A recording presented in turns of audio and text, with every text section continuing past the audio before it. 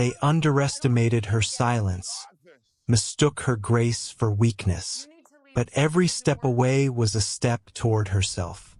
This is the story of how a woman reclaimed her voice without raising it. Vanessa stood at the top of the grand marble staircase, suitcase in hand, as her husband Marcus whispered something to his new girlfriend down below. The same girlfriend who used to be Vanessa's yoga instructor. Her mother-in-law Diane sat on the couch sipping white wine like it was just another Tuesday. No one looked up at Vanessa. 10 years in that house, and this was how it ended. Silence, side eyes, and a forced Uber ride. Marcus didn't even help with her bags. "You'll land on your feet," he said without emotion. "This life just isn't for you." Vanessa said nothing. She only nodded once, turned around, and walked out of the mansion she once called home. It rained that night. Not the soft kind, but heavy, angry drops that soaked her within seconds. Her Uber was late. Her phone battery was dead. And her heart felt like it had shattered into pieces so small she couldn't even gather them. Yet, as she stood in the driveway with her suitcase and the cold wind slicing her skin, Vanessa felt something unfamiliar, relief. For the first time in years, she wasn't pretending. She no longer had to shrink herself to fit into a family that resented her presence. What they didn't know, what they never bothered to ask, was who she really was before Marcus. Back in South Dallas, Vanessa had been raised by her grandmother Miss Loretta, one of the few black women who owned blocks of property during the 70s housing boom. She taught Vanessa everything: how to spot good land, how to keep her name out of public records, and how to move like money without flashing it. When Miss Loretta passed, she left behind properties, shares in 3 banks, and a sealed letter. "Don't open this until they show you who they are," it said. Vanessa opened it 2 years into her marriage after Diane first called her just a charity case Marcus picked up. That's when she quietly transferred everything to a shell company under her middle name, Renee.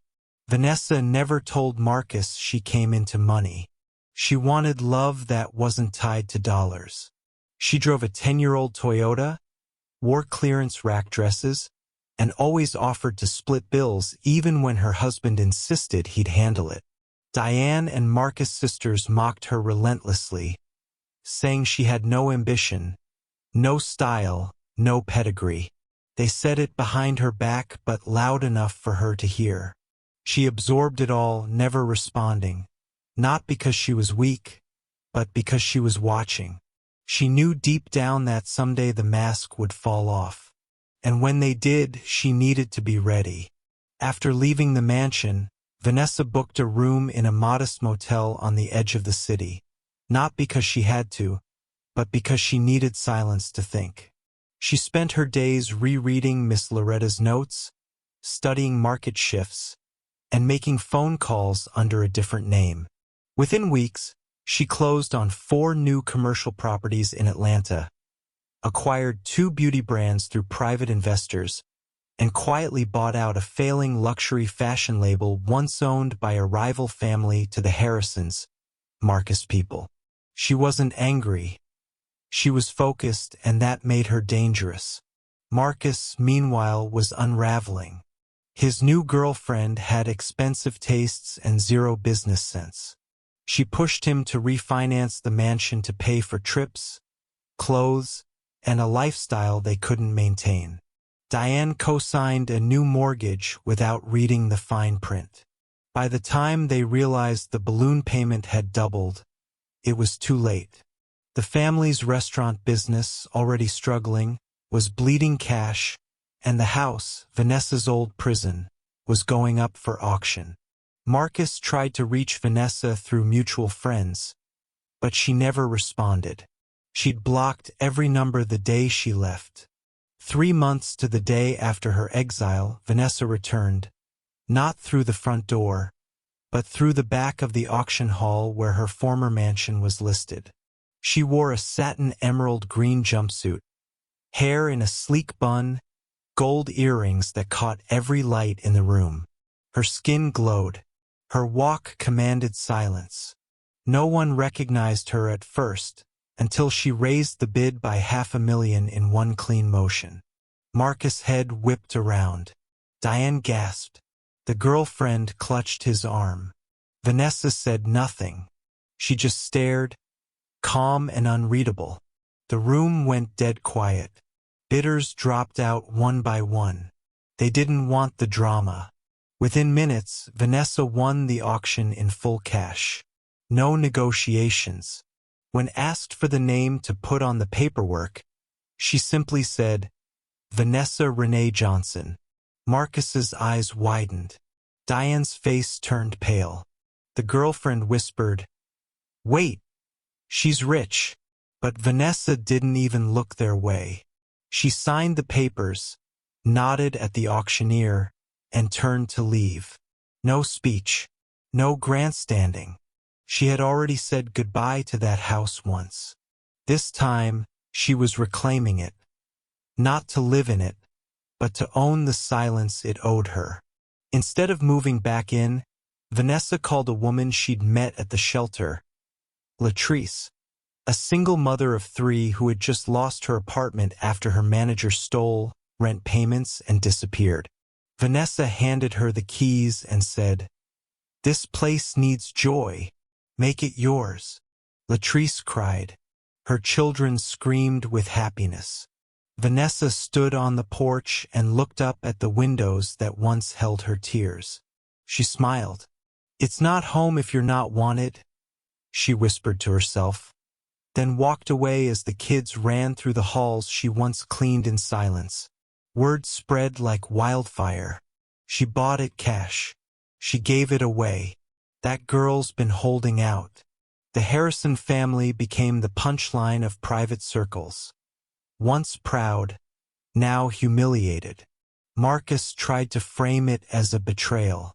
She tricked us, he told friends, but no one believed him. Vanessa didn't flaunt her money. She just lived well, discreetly. No interviews, no tell-all posts, just soft power, quiet revenge, a new penthouse overlooking the city, and peace. She didn't need anyone to see her win, but they did, and they'd never forget the woman they once dismissed as not good enough.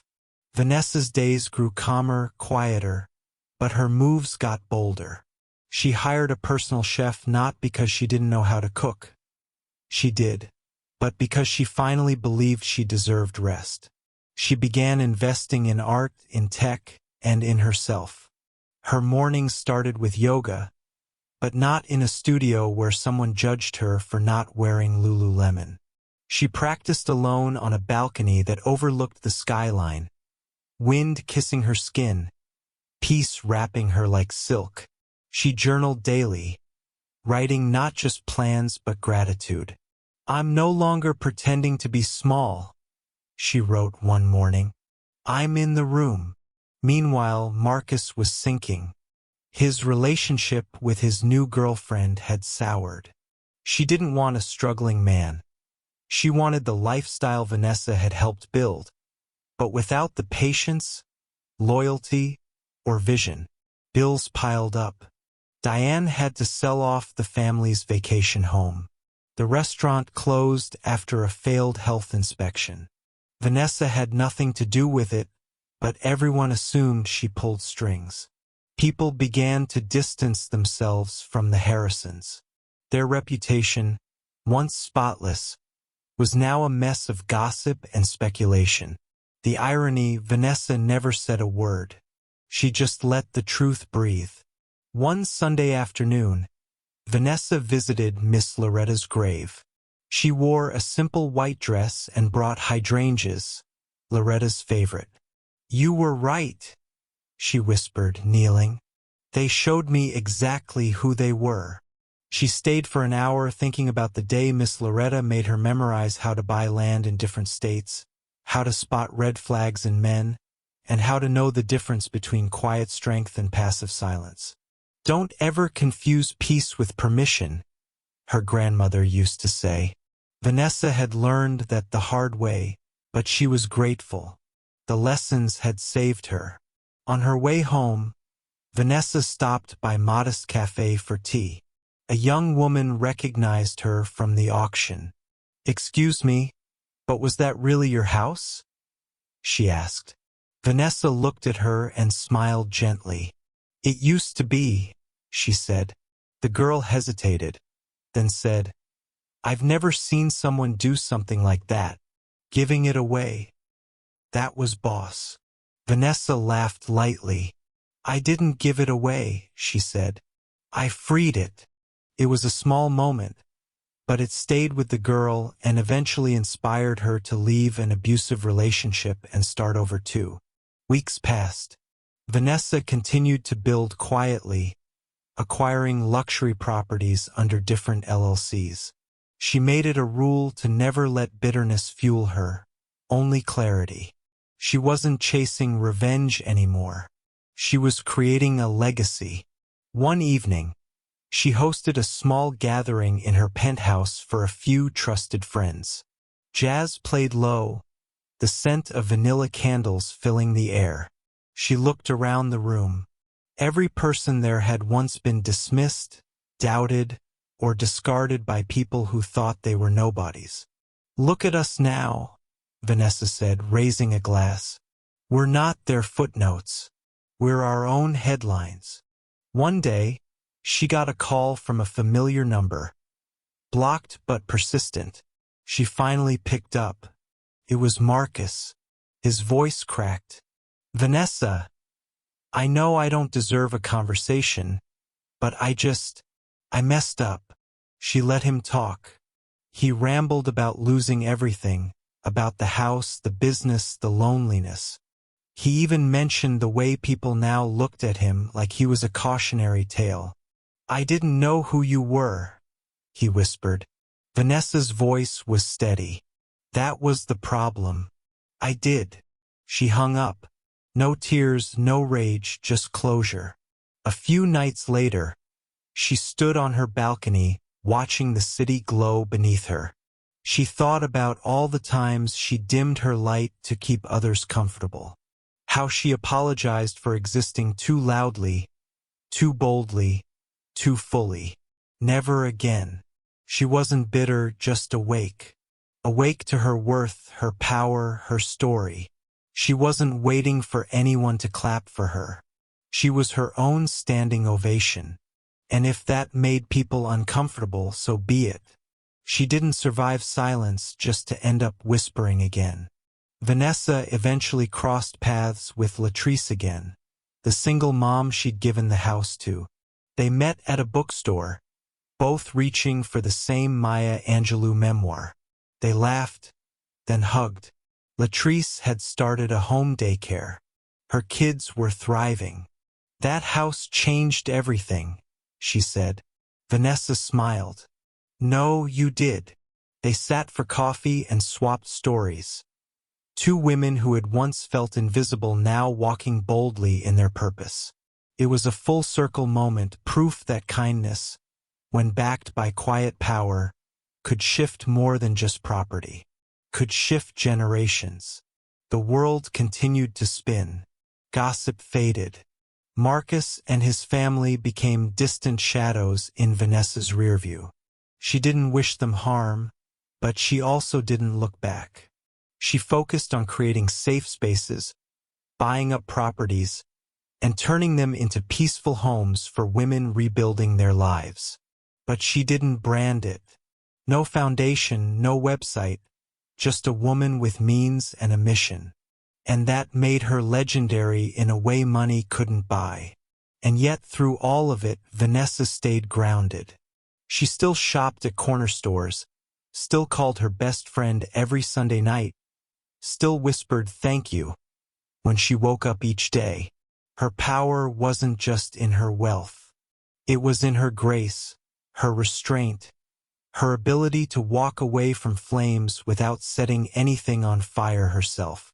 They'd kicked her out of that mansion thinking they were ending her story.